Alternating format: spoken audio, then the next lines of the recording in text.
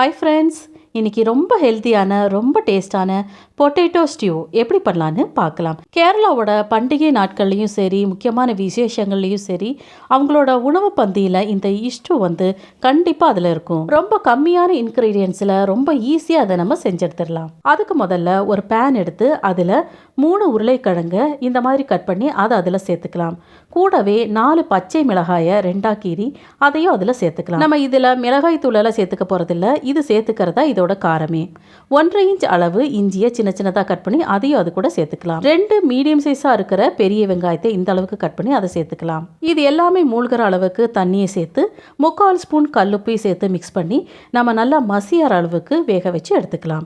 இதை நீங்கள் குக்கர்லையும் நீங்கள் வேக வச்சு எடுத்துக்கலாம். ஒரு விசில் எடுத்தாலே போதும், நல்லாவே வெந்து வந்துடும். இது இப்போ நல்லாவே வேக வச்சு எடுத்துக்கலாம். இது வெந்துட்டு இருக்கிற சமயத்தில் நம்ம தேங்காய் பால் முதல்ல எடுத்துக்கலாம். நல்ல பெரிய தேங்காய் இருக்கிற தேங்காயில் பாதி மூடி எடுத்துக்கோங்க. இந்த தேங்காயை நல்லா துருவி எடுத்ததுக்கப்புறம் இதை மிக்சி ஜாருக்கு மாற்றிடலாம். இதை மிக்சி ஜாரில் சேர்த்துறதுக்கப்புறம் இதில் 1/2 டம்ளர் அளவுக்கு தண்ணி சேர்த்துக்கலாம்.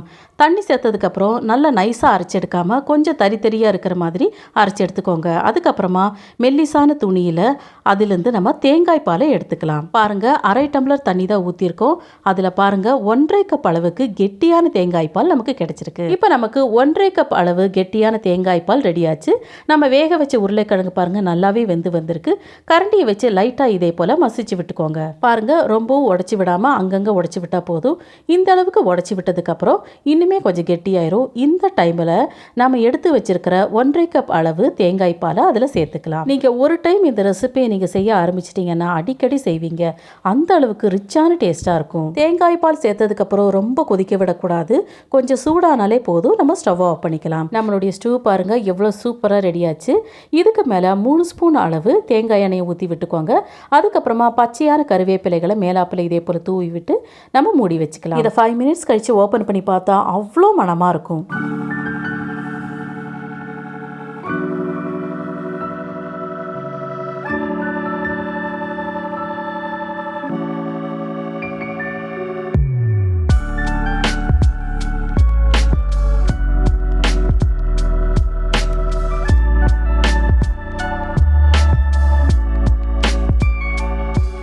எப்போவுமே சட்னி, கார சட்னி, மசாலா, குருமா இந்த மாதிரி நீங்கள் சேர்க்குறத விட்டு இந்த மாதிரி ஒரு நாள் நீங்கள் செஞ்சு தான் பாருங்களேன்.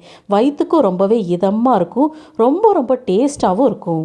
குழந்தைகள்லேருந்து வயசானவங்க வரைக்கும் எல்லாத்துக்கும் ரொம்ப ரொம்ப பிடிக்கும். அவங்களுடைய வயிற்றுக்கும் நல்லாவே இதமாக இருக்கும், ஜீரணமாகறதுக்கும் ஈஸியாக இருக்கும், அதே டைம் வாய்க்கும் ரொம்ப ரொம்ப ருசியாக இருக்கும். தேங்காய் பால் பற்றி சொல்லவே வேண்டாம், வயிற்றுக்கு நல்ல குளிர்ச்சியை தரும், ரொம்ப ரொம்ப ரிச்சான டேஸ்ட்டையும் நமக்கு தரும். இதில் நம்ம சேர்த்துருக்கிற இஞ்சி இடையில கடித்து சாப்பிடும்போது ரொம்ப ரொம்ப டேஸ்ட்டாக இருக்கும்.